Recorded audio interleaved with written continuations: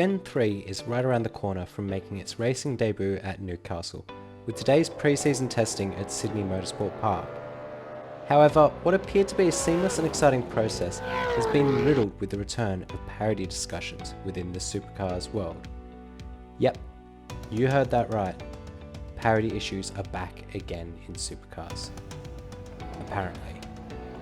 Now, a lot of this discussion is based in conjecture and rumours, but that is all that's required to cause a panic in the Supercars field sometimes.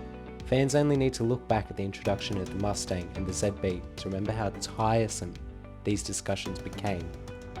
In case if you aren't aware, or if you've already forgotten, both the ZB Commodore and the previous Mustang were very strong on debut, often leading to discrediting conversations about drivers and team skills because they were just in the right car.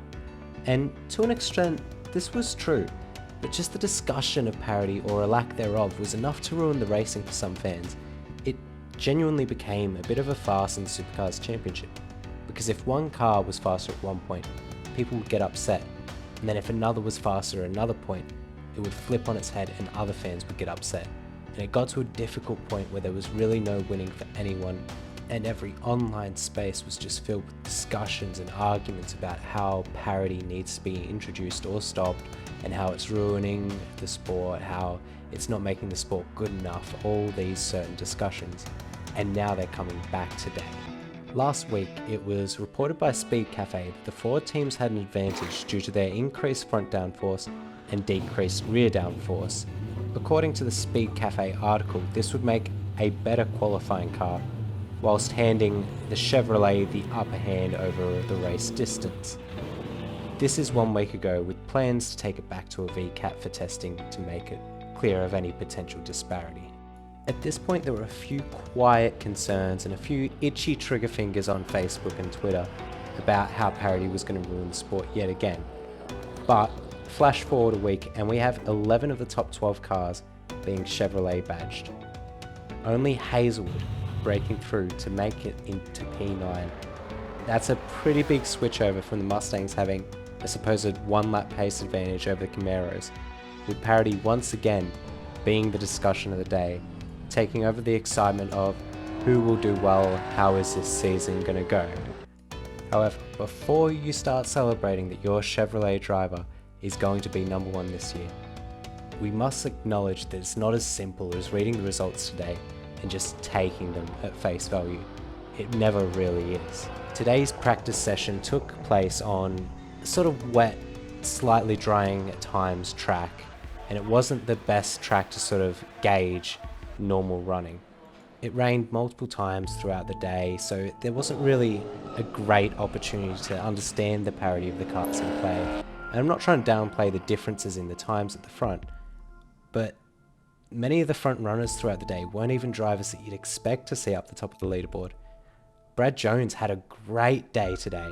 If you told me that Jones and Smith were going to be in the top 5, well, I'd believe Smith, but not Jones.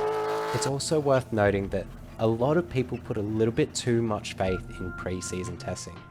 It happens in other sports too. You can see it happen in F1 year after year. Despite only 3 World Constructors Championships being won by the fastest team in pre-season testing in the past decade.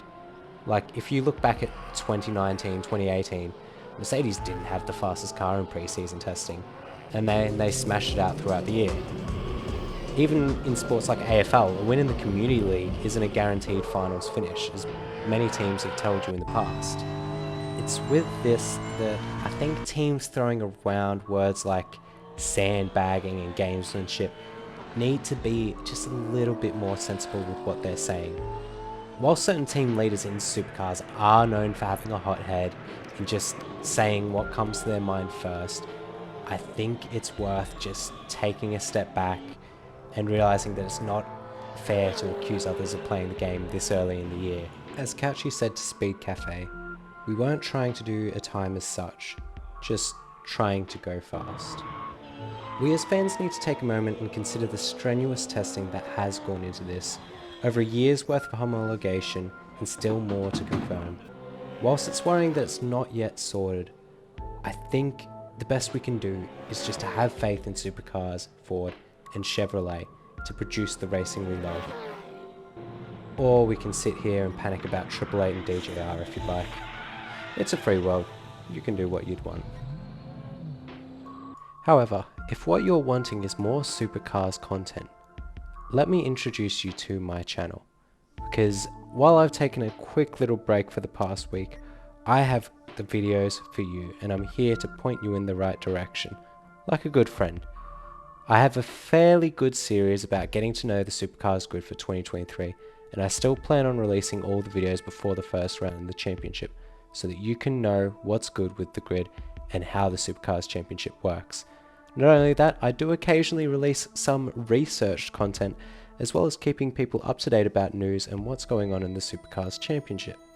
If that's not enough to seal the deal, I also sometimes do some sim racing content, though be warned, I'm not a professional by any means. I am very new to this and I am trying my best to get all my videos out, so please do bear with me. But I promise you, if you subscribe, you will not regret it. But anyway, that's the end of my video today. Thank you all for watching, and if you did like, please let me know in the comments below, and I'll catch you guys next time. Goodbye.